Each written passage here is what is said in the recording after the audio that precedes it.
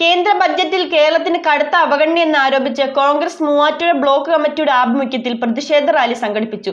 KPCC secretary KM Saleem പ്രതിഷേധ യോഗം ഉദ്ഘാടനം ചെയ്തു.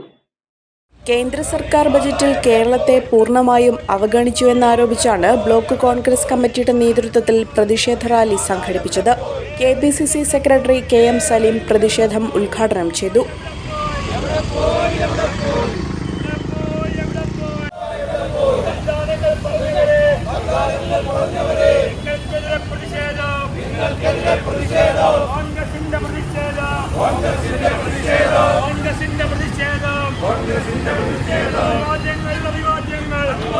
അതിവേഗ റെയിൽപാത, എയിംസ് എന്നിവയുൾപ്പെടെയുള്ള കേരളം ദീർഘകാലമായി ആവശ്യപ്പെടുന്ന വികസന പദ്ധതികളൊന്നും ബജറ്റിൽ ഉൾപ്പെടുത്താത്തത് ഗുരുതരമായ അനീതിയാണെന്ന് അദ്ദേഹം പറഞ്ഞു.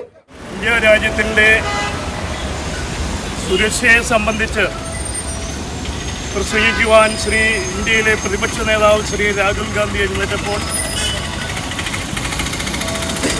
അദ്ദേഹത്തെ പ്രസംഗിക്കുവാൻ അനുവദിക്കാത്തതിൽ പ്രതിഷേധിച്ചുകൊണ്ടും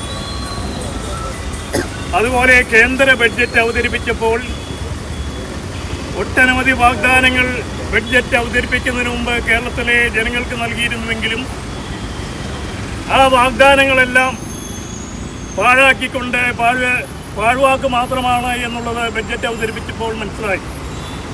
അതിൽ പ്രതിഷേധിച്ചുകൊണ്ടുമാണ് ഈ പ്രതിഷേധ പ്രകടനവും ഈ സമ്മേളനവും ഇവിടെ നടത്തുന്നത്. നമുക്കറിയാം, ഇന്ത്യയുടെ സുരക്ഷ എന്നും ഉറപ്പുവരുത്തുന്നതിന് വേണ്ടി ശ്രമിച്ചിട്ടുള്ളത് പണ്ഡിറ്റ് ജവഹർലാൽ നെഹ്റു തുടങ്ങിയിട്ടുള്ള ഇന്ത്യൻ നാഷണൽ കോൺഗ്രസിൻ്റെ നേതാക്കന്മാരാണ് എന്ന് നമുക്കറിയാം.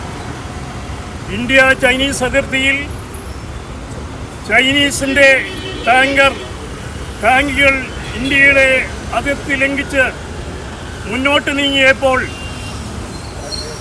ആ മുന്നോട്ട് നീങ്ങിയ അവസരത്തിൽ ഇന്ത്യയുടെ കരസേനയിലെ മേധാവികൾ പ്രതിരോധ മന്ത്രിയോടും പ്രതിരോധ വകുപ്പിനോടും അതുപോലെ ഇന്ത്യയുടെ പ്രധാനമന്ത്രിയോടുമൊക്കെ എന്ത് ചെയ്യണമെന്നാവശ്യപ്പെട്ടപ്പോൾ അവരൊരു നിർദ്ദേശവും കൊടുത്തില്ല എന്നുള്ളതാണ് മുൻ കരസേനാ മേധാവി ശ്രീ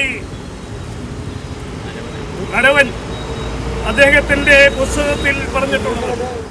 മണ്ഡലം president KA Abdul Salam, DCC general secretary PP Eldhose, Youth Congress സംസ്ഥാന സെക്രട്ടറി മുഹമ്മദ് റഫീഖ്, എബ്രഹാം തൃക്കളത്തൂർ, ഷഫാൻ VS, കബീർ പൂക്കടശ്ശേരി, നിഷാദ് KK, കൗൺസിലർമാരായ ജിനു ആന്റണി, ജെയ്സൺ തോട്ടത്തിൽ, S മജീദ്, PP ജോളി, അമൽ ബാബു എന്നിവർ പ്രതിഷേധത്തിൽ പങ്കെടുത്തു.